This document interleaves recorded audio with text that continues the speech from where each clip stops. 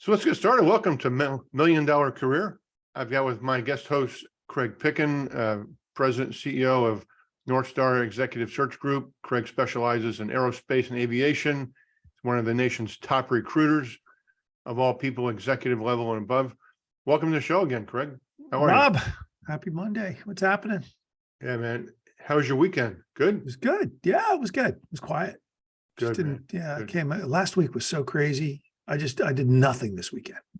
Watched basketball. I was on my computer, did some reading, played with the dogs. It was great. Good, man. So how about you?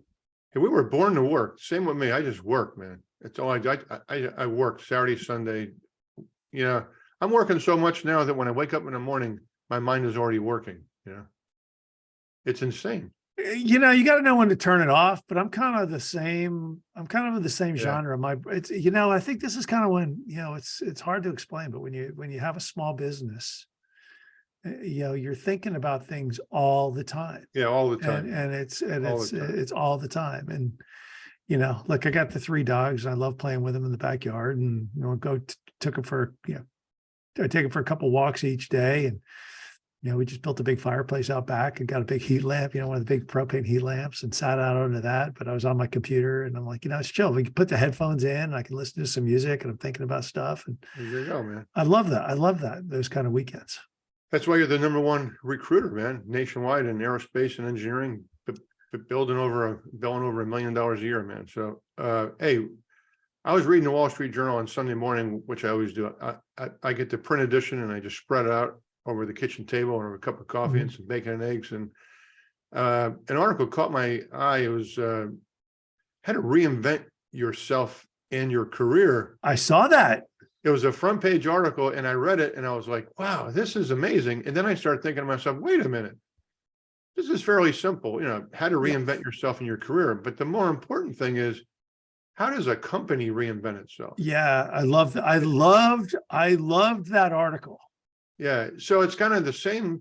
It's kind of the flip side of the same coin, so to speak. And I started thinking more and more about, I've had like 3 or 4 clients of mine that have completely reinvented themselves over the past anywhere from 3 to 10 years. Yep. I contacted them actually via email that they said it was okay if I talked about their journey. I'm not going to mention their names, but I want to talk about it, 2 or 3 of these clients and how they reinvented themselves. And I'm going to talk about 3 different ways. Company number 1, let's call them, created an employee-centric culture to attract top talent. Another client, it actually changed their hiring practices completely so that they align them so that the personality, skills, and attributes of their new hires were in direct alignment with their corporate culture and the requirements of the job and the managers. And the third one grew top line sales, insurance revenues, insurance commissions by at least 20% instead of flatlining over their previous 2 years. They actually called me into their office, actually.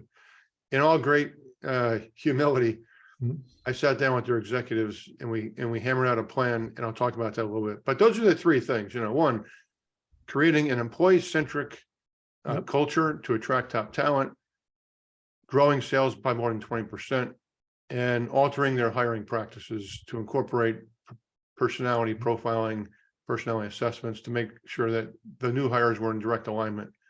Those 3 things. So I'd be kind of curious, Craig, have you had any experience in the last few years with maybe some of your clients or other companies that have just completely reinvented themselves? I'd be interested to hear about that. Well, I'm going to talk 3 things. 1, I love that article.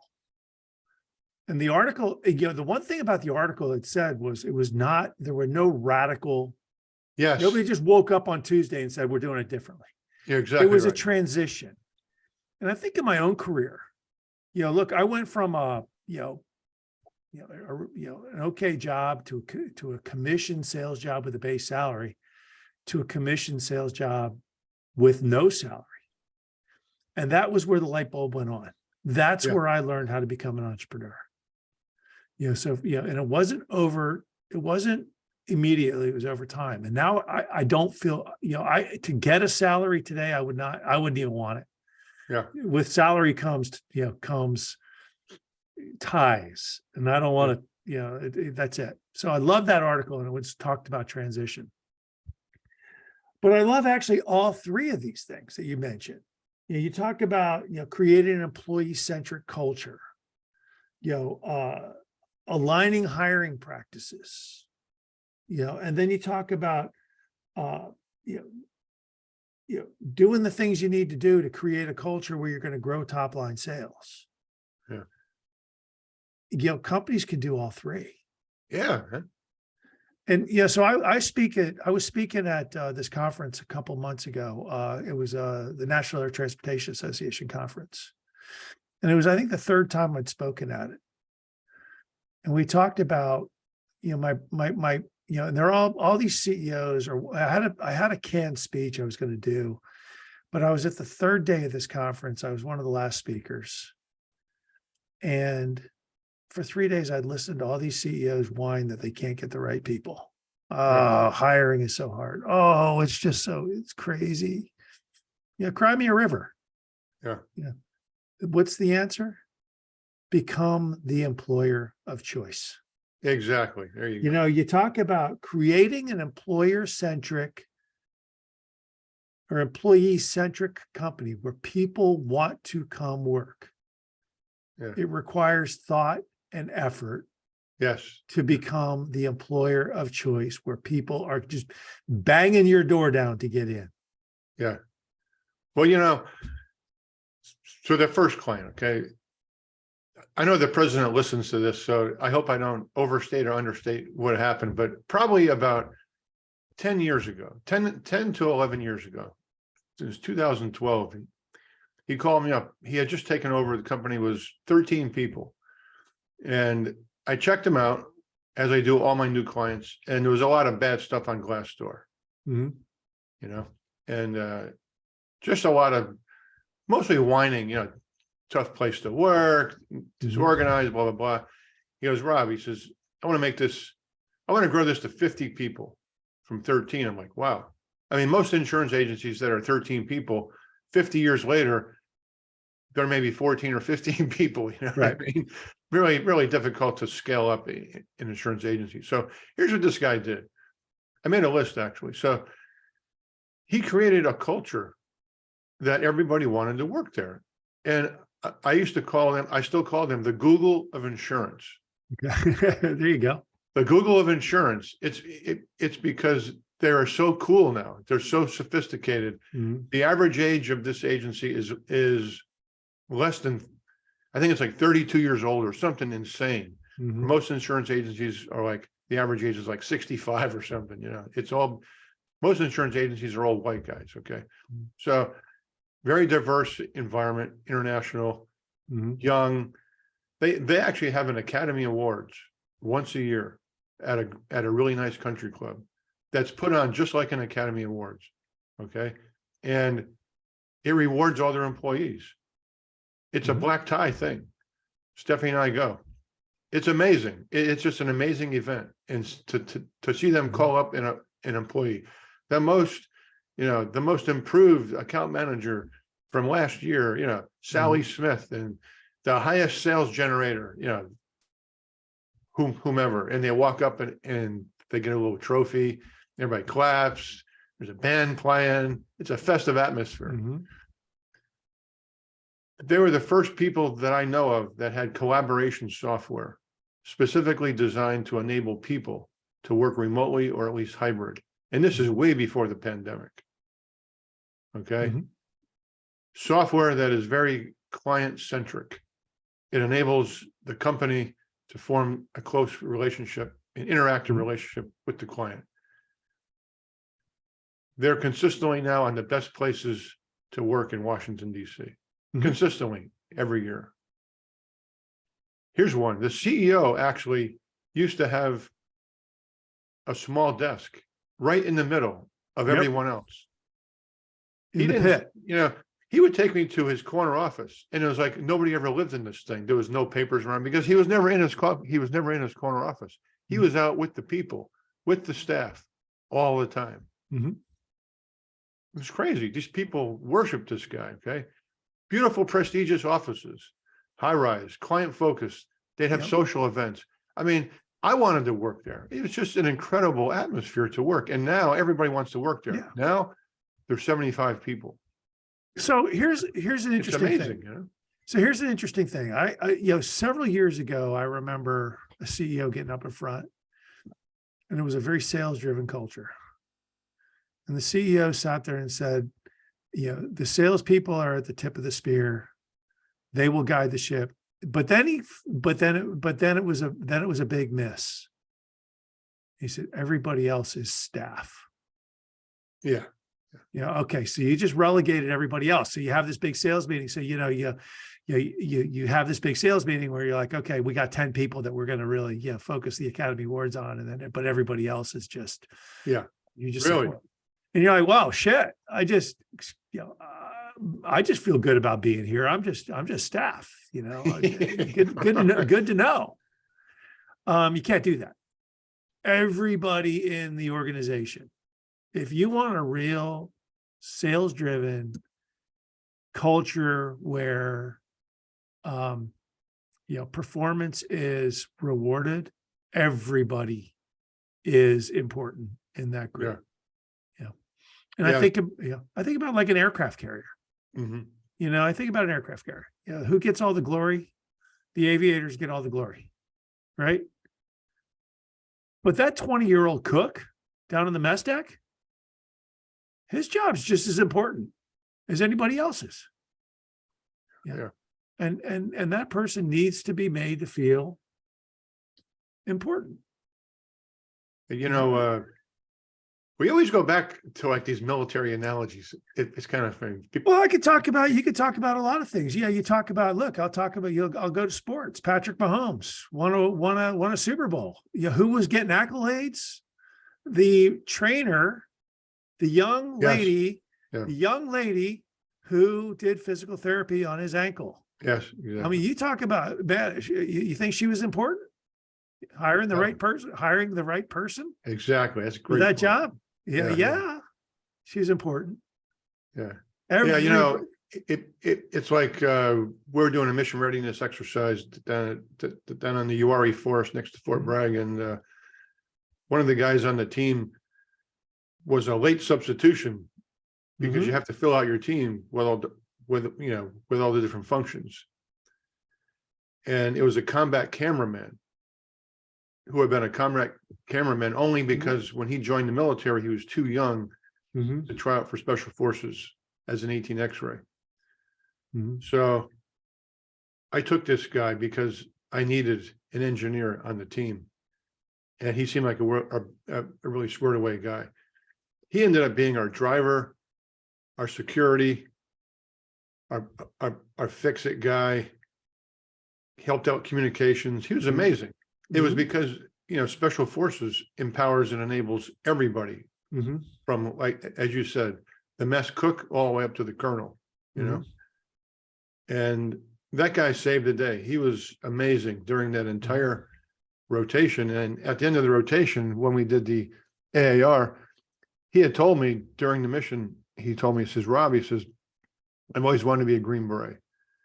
Always wanted to go through SF selection, but I'm this combat cameraman. And he was so well regarded as a combat cameraman, which is an important part of a downrange squad, that he said, my superior will not let me go. He won't sign the papers to let me try out for SF. So I've been condemned to a combat cameraman.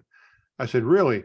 So at the end of the rotation, and this is not really, this is not a combat downrange mission. This is a sustainment mission, undertaken in the United States. But after the mission, there's the AAR, after action review, and the colonel paid us a visit. And we were in the hangar doing AAR, and there was probably 75 people. And at the very end, the colonel says, are there any more questions? Anybody else have anything to say at all? And I knew he was in the back of the room, this combat camera guy. And I stood up, raised my hand. He says, Rob, what do you want, man? And it's like one of these things where almost nobody ever asks questions, right? You've probably been in the same situation on a carrier, right? The big brass says, any more questions? Everybody kind of sits there. I stood up and I said, there's a man in this room that wants to be a Green Beret and has never been given the opportunity. And I'm here to tell you right now, sir, I want you to consider, let's call him Jim Smith, for SF selection on my recommendation. He goes, really? He says, tell the man to talk to me after we're done here. So the combat cameraman is like totally embarrassed in the back of the room. He says, you want me to talk to this guy? Because he was the SF colonel. He was the head of 5th Group. You know? And Sure. afterwards, they met. And about a month later, this guy who had my email, combat cameraman, calls me up and he says, Rob, he says, I got my papers. I'm going to selection, man. I said, no kidding. He goes, I'm going to selection. And only like 5 people out of 100 make it. But I knew this guy was going to make it. And the guy's a successful Green Beret now. But that's the whole thing. But you see that in companies. Look, you see that really good people get pigeonholed. Why do they get pigeonholed? Because they're really, really freaking good at their job.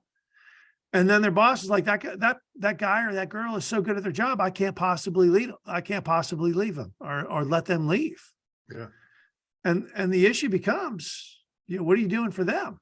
Yeah, everybody in life has a what's in it for me type of deal. Yeah. And the reality of the matter is that companies need to be looking at their people going, all right, we know who's really good. What are we doing for them? Exactly. Yeah. But I got a search I'm working on right now. I'm about ready to kill myself on it. Or actually, I'm about ready to go reach through the phone and choke somebody else. Yeah. We've had, because they cannot get out of their HR heads, we've had 3 turn downs on this position. Wow. Why? Because it requires a relocation. Yeah. Second thing is the people start to do, they want the job, they like the responsibility, but then they start to look at the cost of living in the place where, the job would take them. And all of a sudden now it's a higher cost of living, high tax rates. Yeah. They look at their mortgages. They're going to have to dump their 3.5% fixed rate mortgage, and they're going to buy a new house at almost 7. Wow. Yeah. All of a sudden now they're looking at the cost of living and they're like, hey, I'm out. Yeah. Well, 3 in a row. And I go to the company. I'm like, one person had stock options. They were so good at their current company. They were just awarded stock options. So I went to the company and said, you're going to have to address these issues. Yeah. And what did they come back and say? We're not gonna. I'm like, well, there's your answer. Search. There's your answer. Yeah. If you're not willing to flex and be smart and do the smart thing for the people that you need to attract, you're just going to sit and wallow in your own filth. Yeah. And Yeah. it's just stupidity. So that's the mark of a great company. Yeah. It gets collaboration at all levels. It rewards the people for their collective gains. It provides an atmosphere of collaboration. Yeah. So the second client, okay, this was really interesting too. I don't know how many of your clients, Craig, that administer like personality profiling or assessment profiling, but I used to think that kind of a waste of time, because what it was people would have someone go through the hiring process, get all the way to the end, and then they would give them the personality profile. And it became a check in the box. Okay. Once in a while, somebody would say, well, he didn't check out as a sales guy. But I had this one client came to me. It made my job initially a lot more difficult, because a lot of these candidates that I thought were really good were getting rejected because they didn't fit the profile. And then finally I said, well, let's do the profile at the beginning of the hiring process. And they said, really? I said, yeah, before I even submit these people, I'm going to give them this profile just to make sure that they fit the attributes. So what they did is they got back with their consultant and they designed the assessment profile, the personality profile, if you will, in accordance with their peak performers and their company culture. So they specifically designed a preferred score. Okay. So then people started taking it, and the people that scored really high were invited into the interview process. So they've already been pre-qualified to have the skills, the attributes, personality, all that kind of stuff. for the respective position, whether or not it's a sales or a non-sales position. So all the profiles had different scoring mechanisms for each one. Mhm. So the only people that were interviewed were the people that had already pre-qualified. Mhm. I went back over the past 3 years, 90% of those people are still Mhm. working there. Yep. In a Wall Street Journal article this weekend, I noticed, and it might have been in that same article that you and I were talking about, the reinvention of your career article. People leave their jobs after 2.9 years now. So I'm thinking 2.9 years is the average that people stay at their jobs. Right. And I'm like 90% retention after 3 years. Right. And now I'm thinking, this is the client from heaven, because Yep. I'm able to place people who already have skills, experience, personalities in direct alignment with the corporate culture. So Yep. they're set up for success. I don't have to replace any people. So, man, I tell you, they have significantly improved their talent level just by realigning their hiring practice. Yeah, look, I've got a private equity group I work with. The first thing they make their CEOs, any CEO prospect has to take the test. We just call it the test. Yeah. I think it's a personality index. Yeah. Yeah. PI. Look, those things are pass fail. There's no right or wrong. Everybody, runs a gamut. I mean, I've taken 100 disc tests and everyone has told me that I'm very high on the D and the I. I'm very low on the S and the C. I'm obviously not a very touchy-feely guy. Yeah. That's okay. If you're a touchy-feely environment or you're a very hierarchical environment, I'm not going to do well there. Yeah. I'd rather know that personally than, the challenge with the test. I like that because what it does is it gets people aligned with the culture of the company. Exactly. Yeah. Yeah. The challenge you have is people take the test and then they're not within the realm. And then you have to tell them, hey, you didn't look, we're not going to move forward. Yeah. They're looking for different personalities. Oh, what's wrong with me? Well, nothing wrong with you. It's just a very difficult conversation. Yeah. It's kind of an awkward conversation to have. Yeah, you know what? I have that same conversation, and what I tell people now is I learned the hard way by trying to explain that test, how you didn't meet the test. I would just tell them it's just not the right fit. So Yep, I can't tell you anything more. Yeah, I was totally embarrassed right before Thanksgiving by a C-level executive, and he had taken a personality. I knew about his profile. And the profile basically said, hey, look, he's a little less entrepreneurial. He likes structure and organization, right? And, there was a C-level role that we're looking at for him, was a little less structured and a little less organized than probably, and maybe it was my fault. But he really wanted you. But right before Christmas, he doesn't call me. He sends me a text. I need to I need to delay my start date. Like my current company gave me a counter offer. Oh, you dumbass. Yeah. You should have done that. Yeah. Totally embarrassed. Yeah. Totally embarrassed himself. Yeah. Embarrassed. It's like, you just don't, it's not the way a C-level person reacts, but I go back to the personality profile. And I'm like, there you go, man. Yeah. Maybe that was, those personality profiles do not lie. I'm telling you, man, particularly in the sales area, in these sales profiles, if you're not extroverted and you're not dominant, have a dominant personality, you're just not going to be a good sales guy. No, I disagree with that. That I don't agree with, because I've seen a lot of introverted people become very, very good salespeople. Now, they may be a little bit more introverted. They may be a little bit more methodical, but they become very trusted advisors.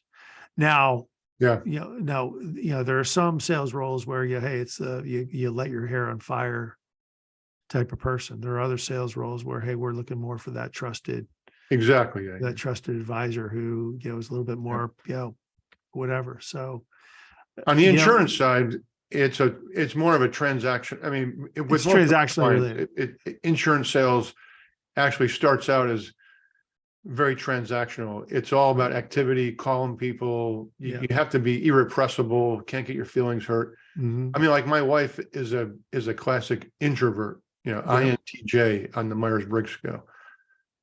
She'd last about an hour Yeah. in insurance sales because you got to pound the phones, emails, Right. talk to people. Yeah. It's crazy.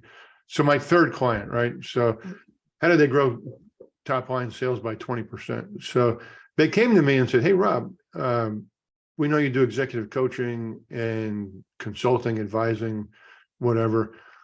Our sales have flatlined for the last couple of years, and we're trying to get out of this funk. I mean, our salespeople really aren't motivated.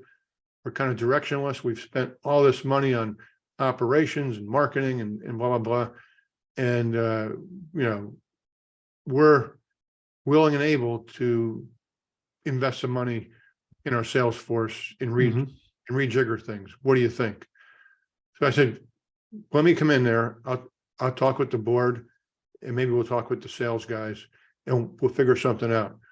But I told him, I said, "The first thing we're going to have to do is you're going to have to put your listening hats on, and you're going to have to actively listen to your salespeople and just ask them, like, what's happening? What isn't right? What is the problem?" So we had a meeting, brought the sales VP in. He said, "The first thing is the commission schedule has changed 3 times in the last 4 years. My sales guys don't really know how they can make money because the commission schedule keeps changing. And as a former sales executive, the feeling, So it all came down to tracking activity. And the lead sales guy says, let's just figure out, how many phone calls it takes to get a meeting, how many meetings it takes to get a deal, how many deals we have to propose, RFPs to close a deal. So we figured out all these metrics. And then everyone agreed upon, in a room, we got everybody in the room, and everybody agreed. And it was basically a negotiation. Let's come up with a fair and reasonable commission schedule that we can all mutually agree upon. So over the course of 2 days, everyone collectively, even I had some input into what the commission schedule should be. And they agreed to hold that for the next 5 years. Management agreed to invest money into more lead generation, into a better database, something along the lines of Salesforce.com, where their activities could actually be tracked. Because believe it or not, the sales guys wanted to track their activity because they wanted to see, how am I doing against the benchmark, right? So once they figured out the metrics, everyone went to work.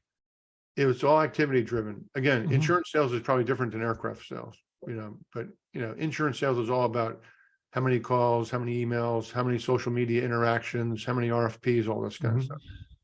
And what they did is they posted the activity of the sales force in the coffee room on the bulletin board so that everybody could see who was making the calls, who had the meetings, what the closing ratios were. And it was extremely motivating. And everybody knew that if they hit the metrics, they were probably going to make a lot of money. And they knew if they made a lot of money, the commission schedule was not going to be changed around. Look, it comes down to this, from a sales went up 22.7% the following year. Yeah, to me, it's about this. It's about listening. It's about listening. And I worked for a company where the principals thought they knew it all. And they came, look, I always knew, my whole life I've been in very high end sales. And these guys were more transactionally focused. And they thought, well, if you take a transactional approach to high end sales, you'll be successful. Well, no, just the opposite. Exactly. Wealthy people don't want to be called at night. Exactly. Right. They don't want to be called at night. Right? It doesn't work that way. So it's about listening to your teams. Once again, it's all about listening to your teams. Yeah, that's exactly right. And understanding, hey, look, this is, look, salespeople can whine. They can whine like nobody's business. But at the end of the day, when they're out there whining, there's usually a little bit of truth to what they're saying. And the whole thing is hey, look, nothing makes a salesperson or anybody more mad than when you start to mess with their compensation. You know, if Exactly. you promise somebody a 30% bonus and you give them a 20% bonus, well, they're pissed. You know, where's the rest of my bonus? So it's about listening to your people and understanding what moves the needle forward. But, you know, at the end of the day, if they come to you and say, hey, look, if we've got 5 barriers to sales, the answer becomes, if I remove those 5 barriers, are you going to sell more? You know, or are you going to produce more? Or are you going to, you know, manufacture more or whatever? You know, that's what it comes down to. Yeah. You know, what makes me a little bit of a higher income executive recruiter than some other people. Yeah. I got on an airplane last week and I dropped $1,000 to go see a client. And I had done the same thing the week before, but it was 1,500. Yeah. You know, it's, you know, we do these podcasts. It's about activity that drives results. It's not just, you know, what you think. It's not just the stuff that you have in your mind. Yeah. It's, wait a minute. It's an immersion of how do we go get business. Yeah. And that's what I think, you know, the really good companies do is they listen to everybody and they say, okay, you know, what do we need to do to drive the needle forward 20% more next week or next year? And you know what? I'll take that one step further. So I think it's not only actively listening, which is a major leap for a lot of people, but it's actively listening and then coming up with benchmarks or improvements, whatever you have to do, actions that are mutually agreed upon between staff and management. That's where listening comes in, because a manager or a leader can listen to his subordinates. Mm-hmm. But if he just goes back to his office and makes up the rules and dictates, here's what we're going to do. Okay. Yeah. He listened, but didn't really do him any good. It's the leader that actually actively listens and collaborates with his subordinates and gets them to mutually agree and buy in to what we're going to do as a group. If you can do that, if you can listen and then formulate mutually agreed upon goals and objectives, that's magic in a bottle, because everyone's jumping into the foxhole at that point, you know.